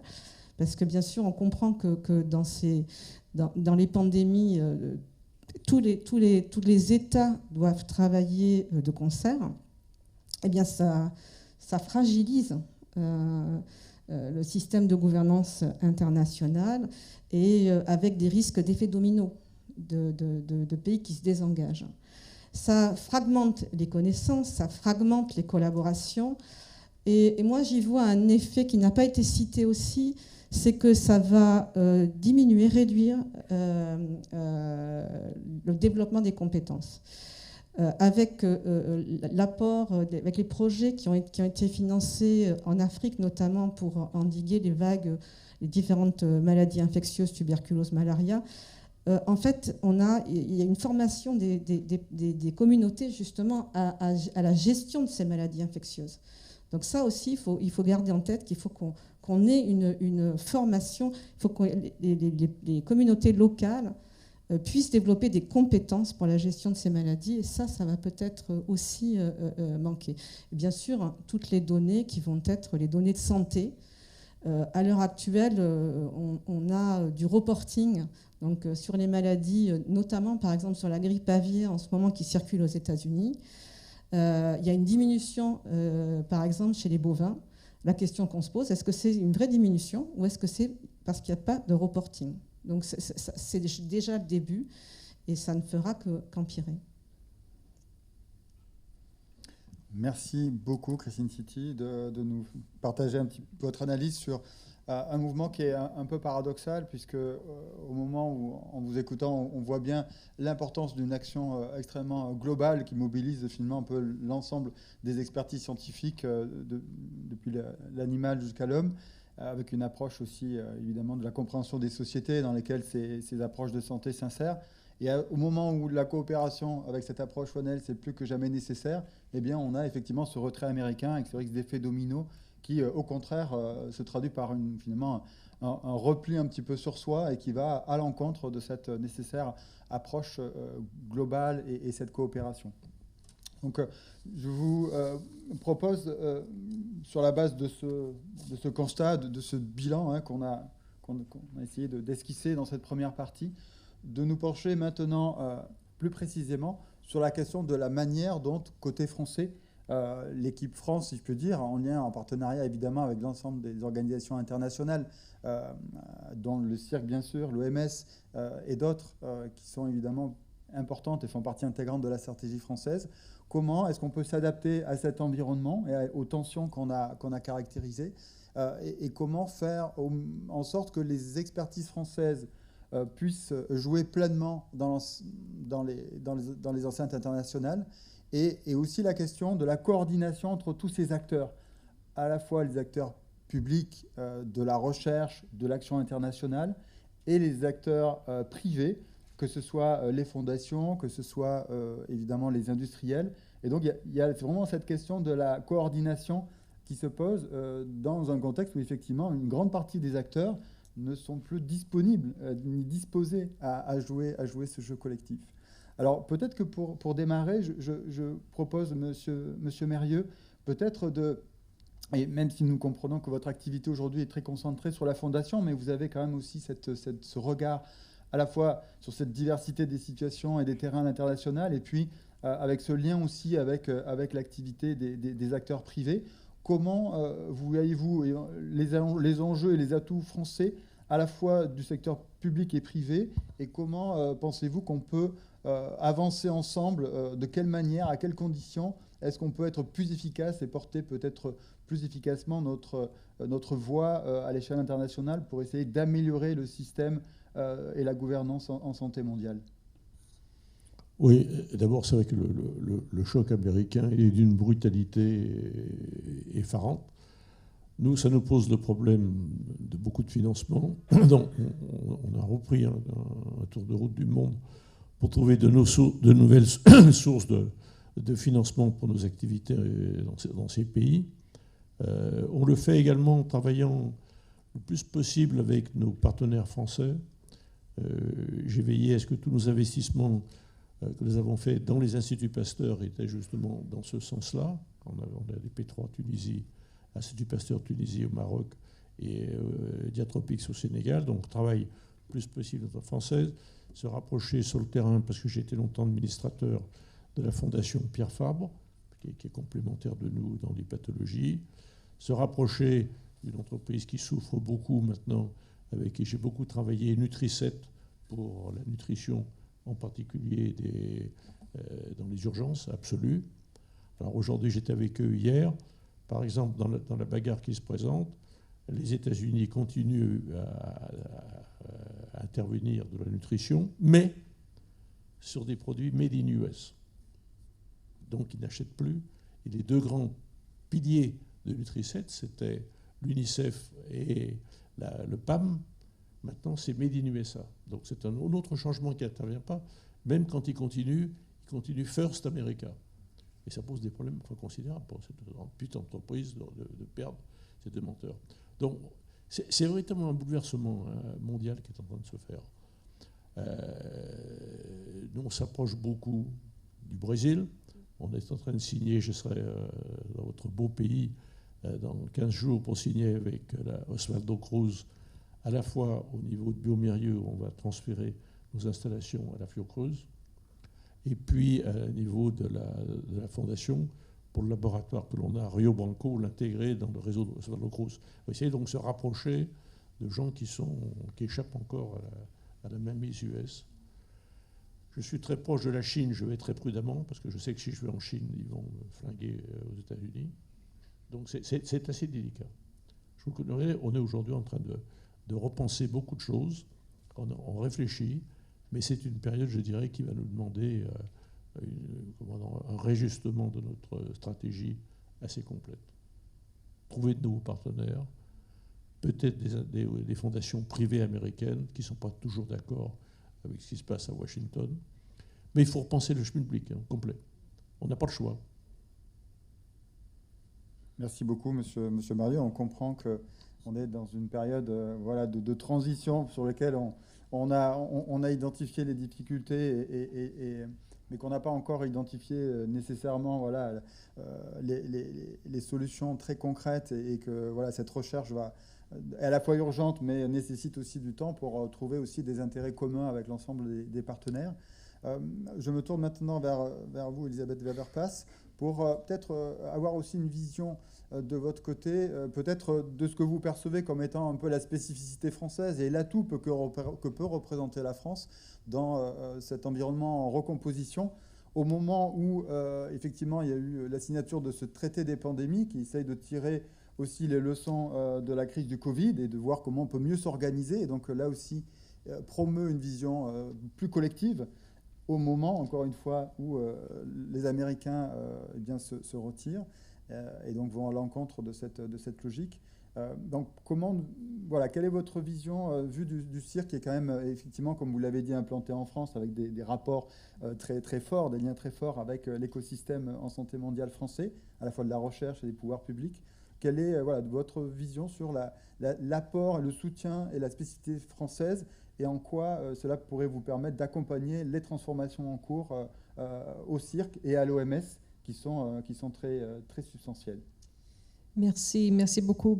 Bon, l'architecture actuelle de la santé mondiale et de la recherche dans différents domaines, elle repose sur un ensemble d'organisations. Alors, des organisations internationales, des institutions financières, des pays donateurs, des organisations non gouvernementales et plusieurs partenariats publics-privés. Et bien sûr, au niveau national, des universités, des instituts de recherche, etc. Et cette structure, elle a permis jusqu'à maintenant, avec la collaboration avec les USA, de coordonner des programmes de prévention, de recherche, d'intervention au niveau international, avec succès, différents niveaux de succès dans différents pays. Maintenant, avec la sortie des États-Unis de cet environnement, il y a plus que jamais une fragmentation et une coordination insuffisante de tout cet écosystème. Et je crois que là, la France a une possibilité de jouer un rôle très important au niveau de diplomatie scientifique, des agrégations des pays et des personnes, des institutions qui ont une vision claire de ce qui doit être fait. L'autre effet de la sortie des États-Unis de l'écosystème d'investigation et de santé mondiale, c'est la dépendance au financement extérieur. Alors, plusieurs organisations sont devenues très fragilisées parce qu'elles dépendaient massivement des États-Unis et maintenant, elles dépendent de plus en plus d'un financement très fragmenté et avec des bailleurs de fonds qui, quelquefois, ont des objectifs très différents et contradictoires aussi. Alors ça va causer, on va passer une phase d'adaptation substantielle, plusieurs années peut-être, et là je crois que la France aussi a un rôle à jouer d'aider à la coordination et encore une fois aider à la négociation des grands projets dans différents pays au monde. Finalement, les retraits américains de l'écosystème de santé mondiale mis en cause le multilatéralisme et la solidarité.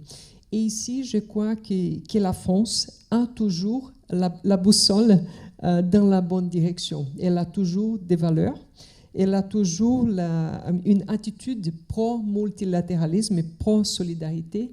Et cette voix doit être portée par quelques pays, et la France a un rôle très important à jouer là-bas aussi. Et pardon, autour de la France, quels sont les pays que vous voyez un peu moteurs autour de la France ou avec la France, de votre point de vue? Alors, l'Union européenne, évidemment, et Mais les problèmes avec l'Union européenne, c'est que les investissements ne suivent pas normalement ce qu'ils disent n'est pas suivi avec un budget consistant. Alors ça, c'est un défi et je crois que ça va être un défi très important cette année. On n'a pas eu les votes du budget européen, mais on sait déjà que, par exemple, les budgets pour la recherche vont être impactés par d'autres priorités, notamment la défense, qui doit avoir un budget augmenté. Alors, on sait que malheureusement, les pays européens probablement ne vont pas, comme un bloc, suivre les investissements au niveau mondial. Le Canada est un partenaire important et aussi il y a d'autres pays qui on les appelle like-minded countries qui peut-être peuvent jouer un jeu important pour partiellement mais jamais entièrement couvrir les trous que laissent les États-Unis.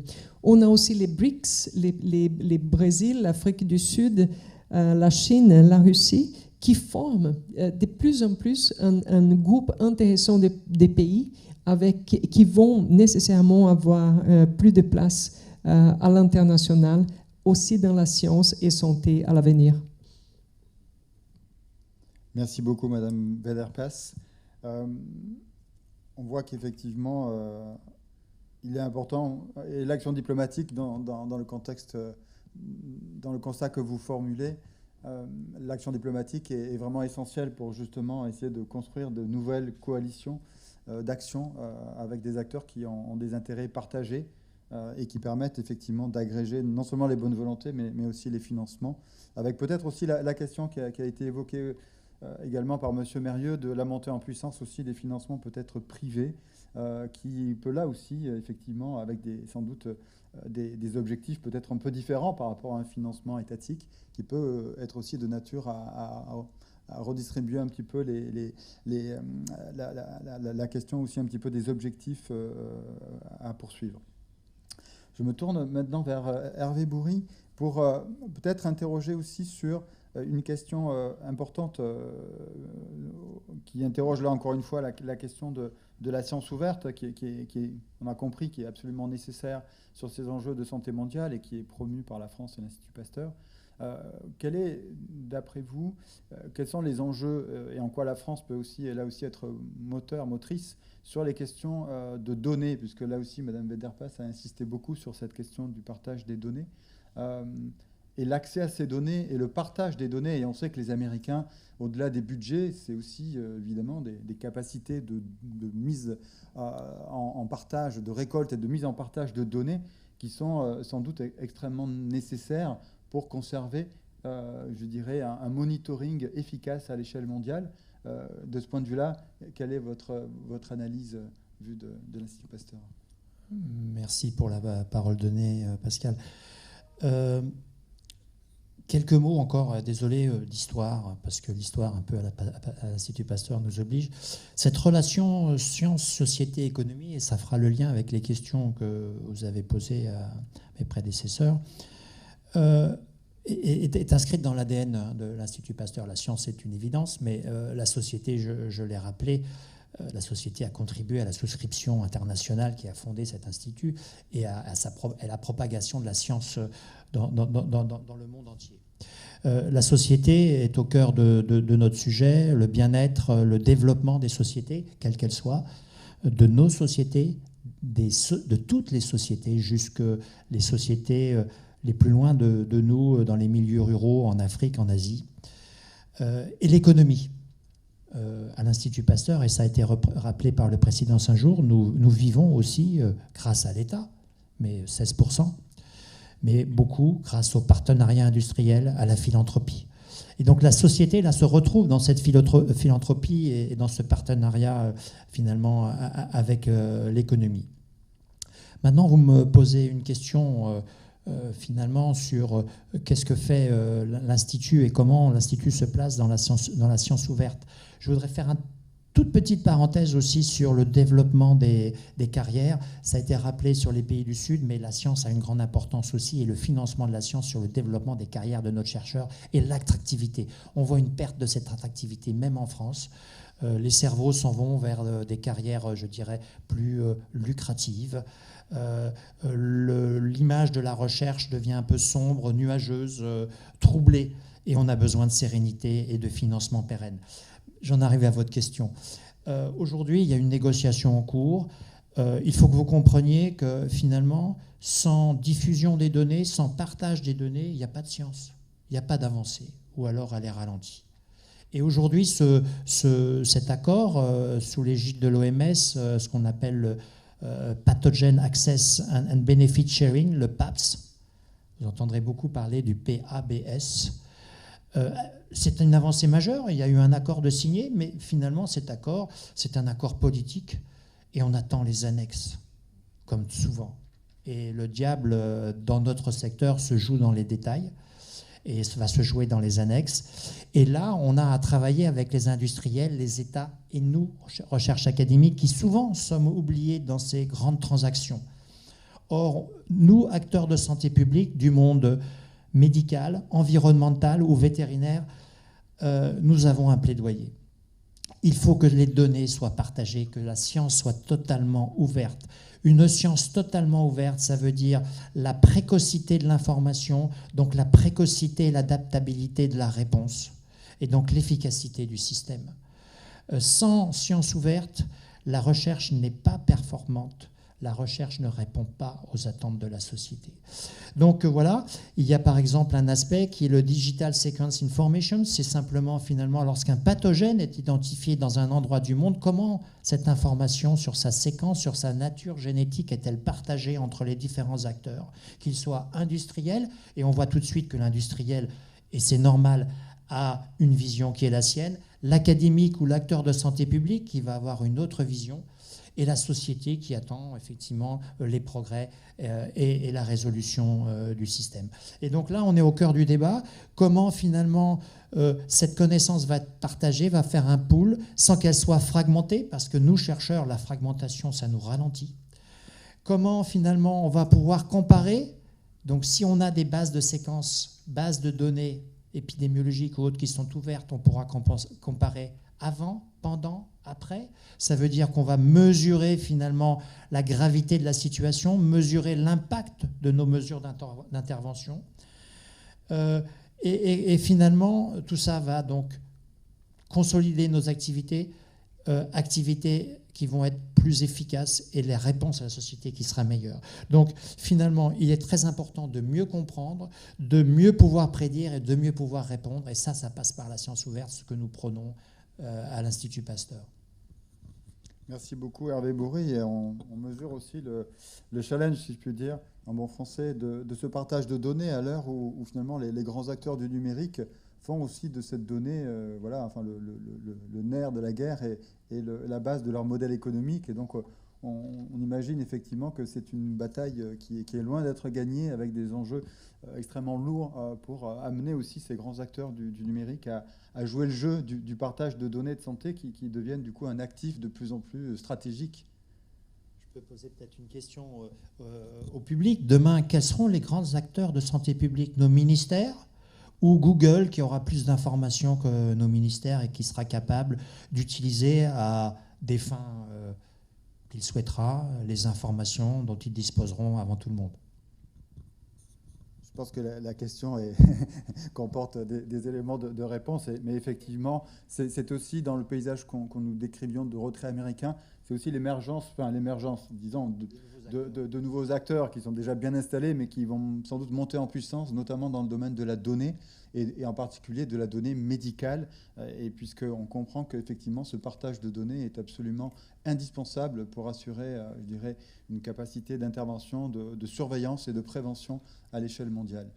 À cet égard, je me tourne vers Christine City pour justement sur cette capacité, cette nécessité de travailler encore plus en partenariat dans un contexte où cette démarche partenariale est contestée ou rendue plus complexe. Dans la démarche Présode et dans l'approche One Health, précisément, cette coordination entre les acteurs, comment est-ce qu'on peut l'organiser concrètement? Selon vous, comment la France aussi peut être un peu force d'initiative. Elle l'est déjà, mais en termes de coordination et de structuration du travail entre les différents acteurs, publics et privés, quelles sont les difficultés peut-être que vous voyez aujourd'hui et en quoi la France, encore une fois, peut apporter peut-être une impulsion, une capacité de fédération entre ces différents acteurs. Alors, je parle toujours avec ma casquette Présode. Et en fait, pour nous, ce qui est important, c'est le mot co-construction. Et je crois que c'est très important, justement, face à cette fragmentation, de réunir, de renforcer le dialogue, de renforcer la co-construction. Et je dirais la co-construction du bottom-up, c'est-à-dire d'impliquer dès le départ et aussitôt que possible tous les acteurs de la chaîne qui vont devoir intervenir soit dans la prévention, soit dans la riposte. Et quand je dis tous les acteurs, c'est pas effectivement que peut-être les pouvoirs publics, c'est les chercheurs, mais c'est aussi les acteurs de terrain. Juste un exemple, en France, on a une surveillance qui fonctionne très bien pour les maladies animales, et notamment la faune sauvage. Et les chasseurs sont les premières sentinelles. Donc des fois on pense technologie, mais il peut y avoir aussi des solutions de solidarité et de co-construction avec tous les acteurs qui peuvent jouer un rôle important dans le contexte dans lequel on vit aujourd'hui. Donc c'est vraiment cette co-construction, cette transversalité, de bien impliquer aussi tous les secteurs, toutes les disciplines qui sont concernées pour... alors, le bénéfice de la co-construction, c'est déjà... Alors, c'est sûr que plus on est nombreux, mieux on pense, enfin, voilà, d'avoir des stratégies qui sont appropriées, mais c'est aussi d'embarquer les différents acteurs ou les différents participants à ces co-constructions dans la solution et dans la stratégie qui sera mise en place. Parce que souvent aussi, on l'a vu pendant la crise Covid, on n'a pas l'adhésion de la solution qui va être mise en place. Et on doit s'assurer aussi d'avoir cette adhésion. Donc voilà, la co-construction, elle passe aussi par là. Si on co-construit, on comprend mieux et on adhère mieux à la solution choisie. En tout cas, c'est ce que nous, on a fait, enfin, jusqu'à présent. Et on a, donc Présode a construit son agenda stratégique sur des workshops qui ont été conduits pendant 1 an dans 10 régions du monde, qui ont impliqué 128 pays. C'est une très grande consultation où on a recueilli tous les enjeux opérationnels et de recherche qu'avaient différents partenaires professionnels, des personnels de santé, mais aussi la société civile, différents acteurs. Et donc, pour avoir un panorama, et ces discussions, on a embarqué un certain nombre justement de ces acteurs qui sont maintenant membres de notre initiative et adhèrent à sa vision. Merci beaucoup, Christine City. Et donc effectivement, on revient finalement un petit peu sur la notion de science ouverte, à la fois ouverte entre chercheurs et pour partager effectivement le bénéfice des avancées scientifiques et des données, mais aussi ouverte, je dirais plus largement sur l'ensemble des acteurs, sur la société. Et donc c'est une espèce de double ouverture. Et je crois que c'est aussi un message fort pour nos collègues diplomates qui assistent aujourd'hui à cet échange, puisqu'il nous revient aussi de pouvoir aussi promouvoir et faire valoir aussi la nécessité de cette approche. Et j'ai trouvé très intéressant l'exemple des chasseurs, effectivement, qui finalement aussi sont des agents, des contributeurs de la solidité de ce système de santé nationale et mondiale. Et donc c'est important aussi peut-être qu'en tant que diplomate, on garde bien à l'esprit que finalement beaucoup d'acteurs et de pans de l'activité qui sont parfois insoupçonnés, mais qui contribuent finalement chacun à leur niveau au renforcement de ce système de santé mondiale. Comme je vois que l'heure avance et qu'on avait prévu d'avoir un petit temps d'échange dans ce format-là avant de revenir après une pause de café à 11h30 sur un échange un petit peu plus direct, je propose peut-être de laisser la parole peut-être à quelques questions dans le public pour mettre en relief ou demander peut-être quelques éléments peut-être de complément par rapport aux interventions qui ont déjà que vous avez proposées. Je me tourne vers la salle pour voir s'il y a quelques questions. Oui, on peut peut-être faire passer le micro. Peut-être vous présenter rapidement pour qu'on sache d'où vous parlez. Bonjour, Yanni Liaker de l'ONG Action Santé Mondiale.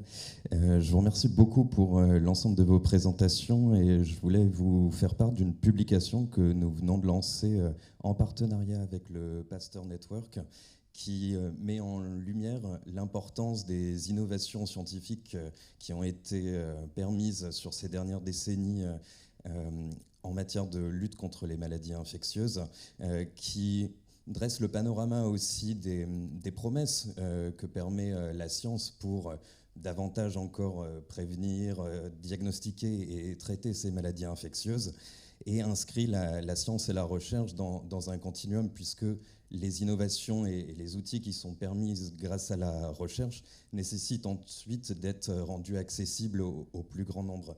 Donc voilà, on appelle la France et l'Union européenne à continuer à investir dans la défense et la promotion de la science, mais ensuite aussi dans la diffusion des innovations médicales.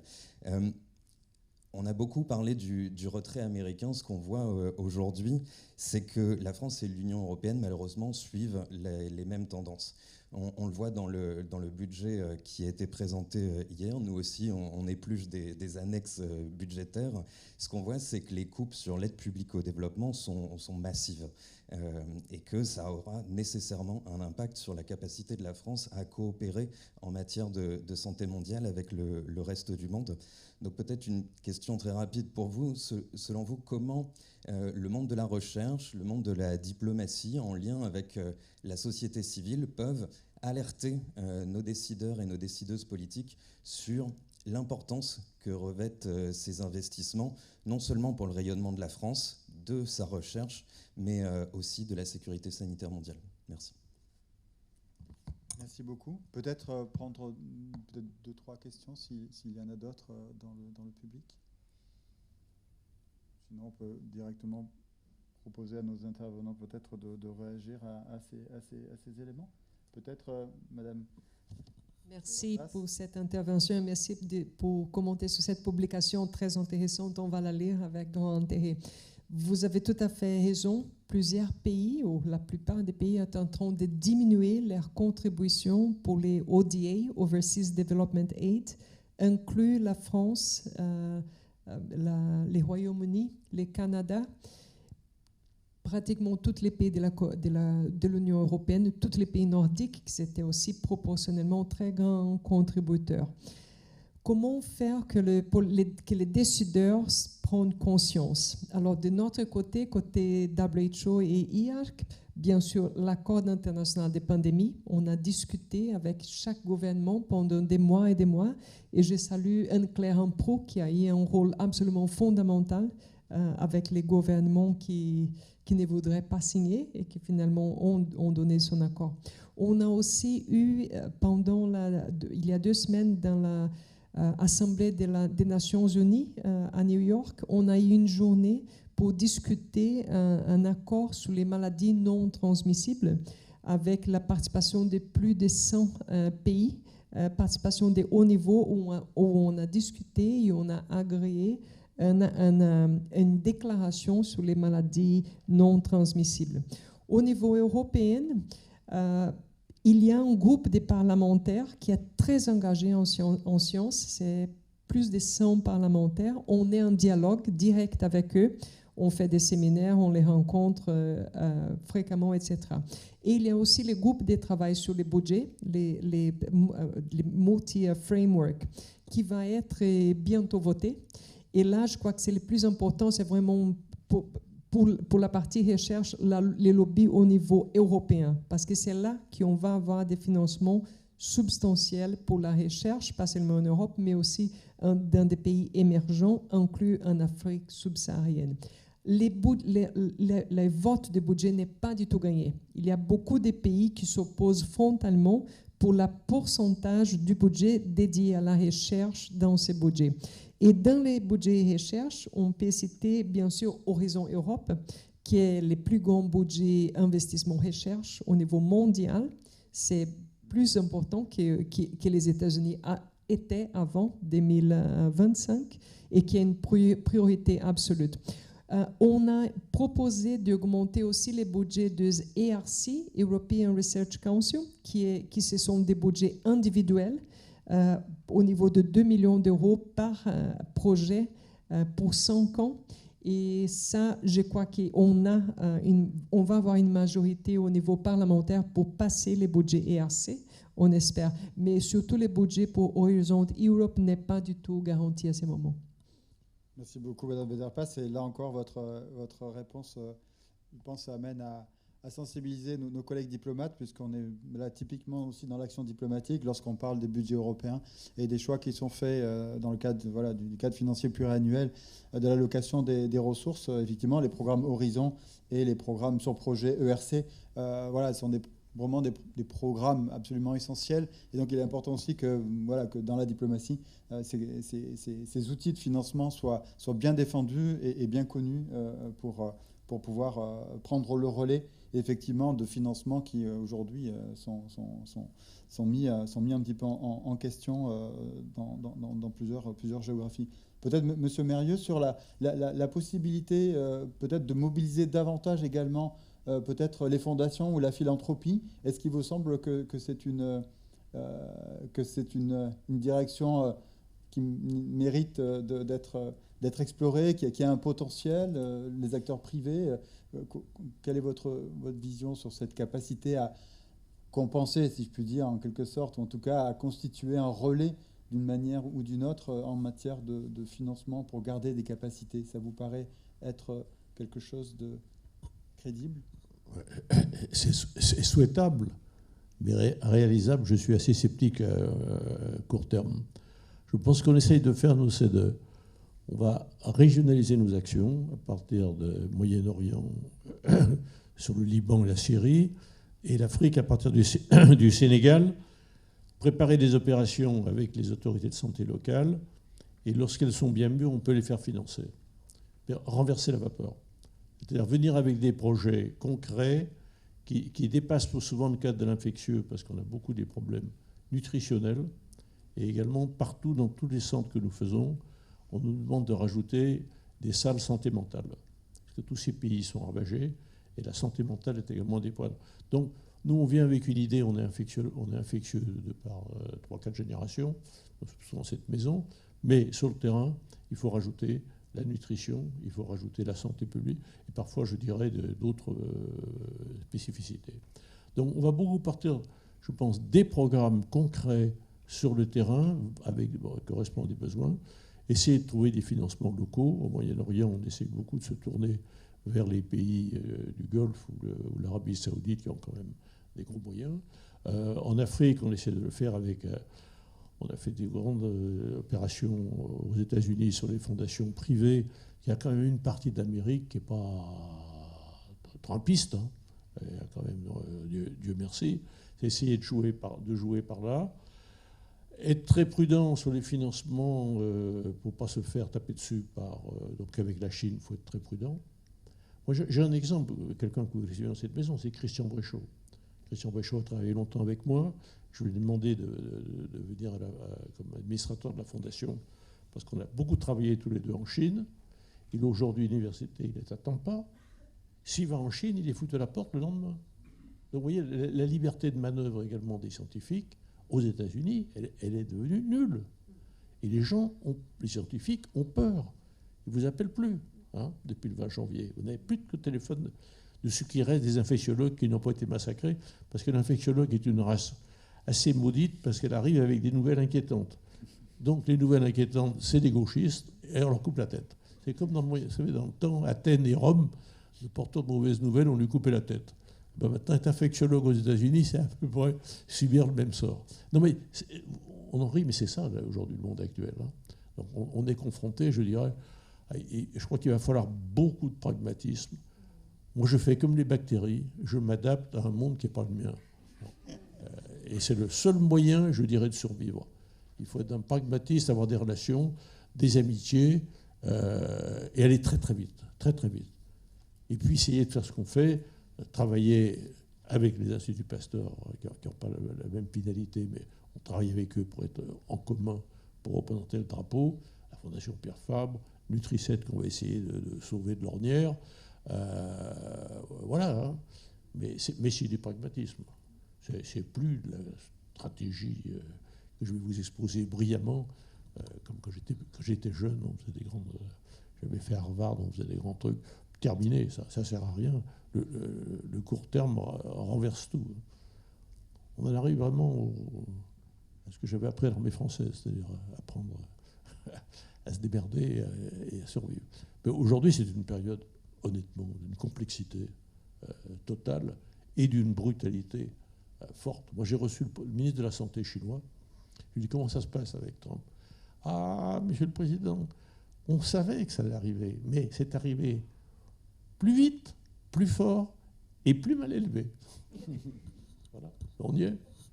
Merci beaucoup, monsieur Mérieux. On comprend donc la stratégie qui est une stratégie désormais, et pour les mois à venir, des petits pas sans doute qui vont permettre de trouver des ajustements. Peut-être pour terminer, Hervé Boré et Christine City, sur...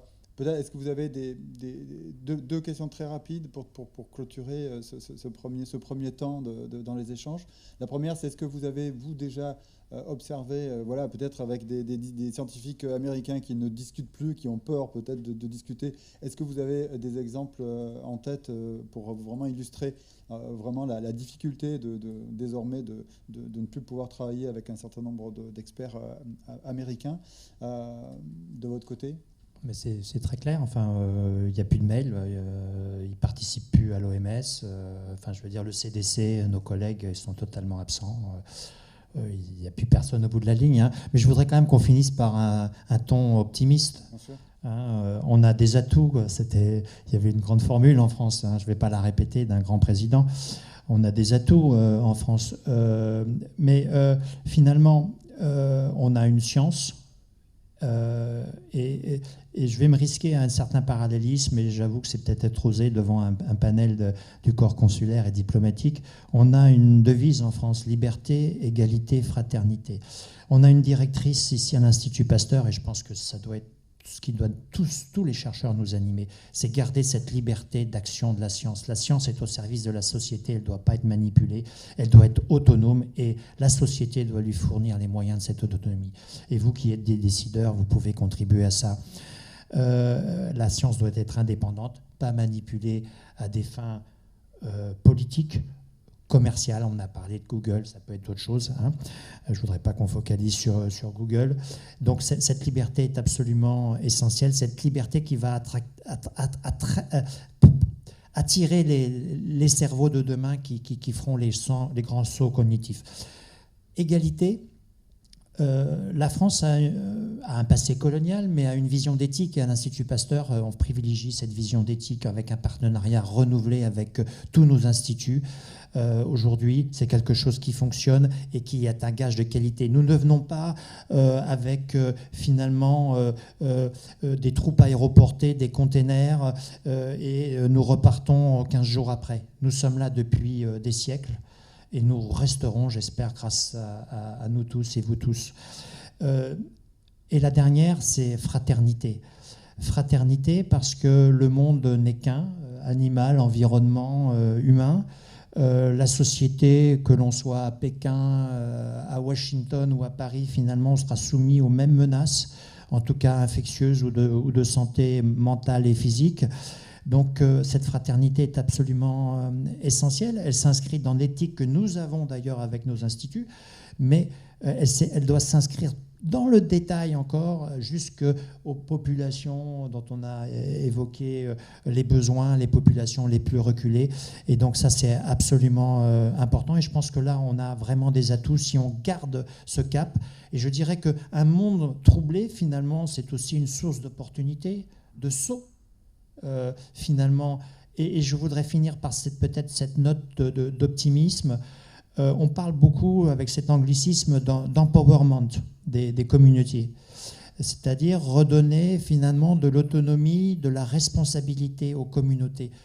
Mais finalement, ces sources de crédit qui venaient, je travaille avec le Mali, je travaille avec le Cameroun, avec la Côte d'Ivoire, avec la Centrafrique, la Tunisie, le Maroc, je vais en citer plein d'autres, mais souvent, quand on discute, ce n'est pas une affaire financière, c'est juste une affaire de choix, finalement, de choix de société.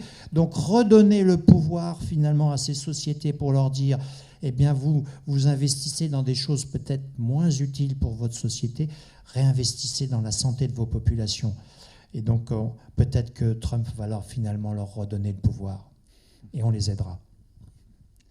Merci beaucoup Hervé Bourri pour ces éléments, cette note plus positive. Peut-être donc pour... C'est très difficile de prendre la parole après ce qui vient d'être dit, qui est un plaidoyer. Et donc je vais être très brève pour reprendre une phrase de ma grand-mère qui disait « Une porte se ferme, une autre s'ouvre ». Et donc je pense qu'il faut... La porte s'est fermée momentanément. Regardons la porte qui s'ouvre et essayons d'avoir une vue qui n'est pas négative et d'avancer, d'être résilient et d'avancer. Voilà. Merci beaucoup pour structurer également cette note d'optimisme. Donc nous achevons donc cette première partie donc du débat de l'échange dans ce format tel que voilà dans un format un peu collectif et extensif. Je vais proposer peut-être en quelques mots que Maëlle Partouche, donc qui collabore avec moi au département recherche de l'Académie diplomatique et consulaire, de dire quelques mots sur voilà, les éléments forts qu'elle a retenus de cette première partie des échanges, en guise un petit peu de conclusion et pour remettre un petit peu voilà, en relief les principaux éléments et peut-être les conclusions qu'on se proposera de conserver collectivement à l'issue de cette première partie de l'échange. Maëlle. Merci, bonjour à toutes et à tous et merci beaucoup à nos 4 intervenants pour vos interventions qui ont été très, très riches et dont je retiens que la science peut se compter en 3 dimensions.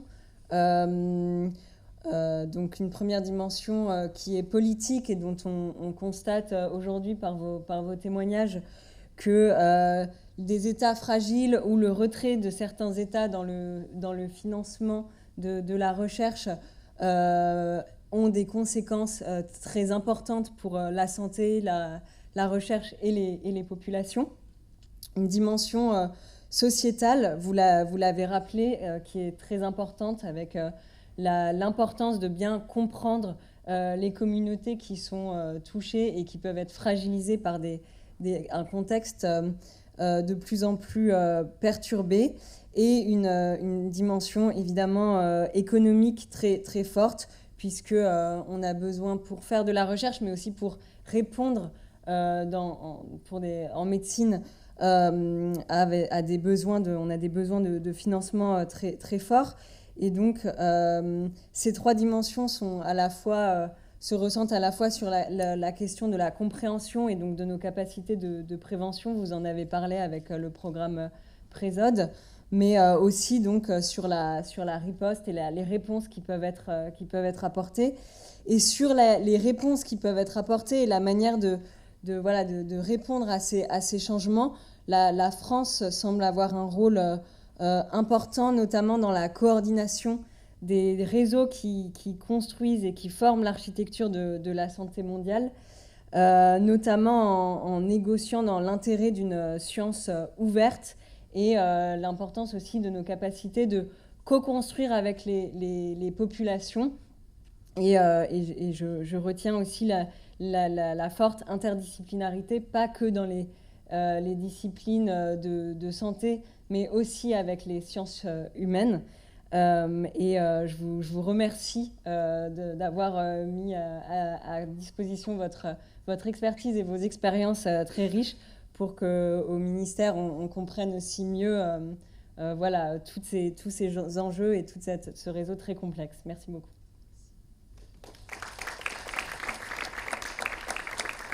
Merci beaucoup Maëlle pour cet exercice un peu difficile à chaud pour essayer de restituer aussi un petit peu la substance de ces échanges très riches.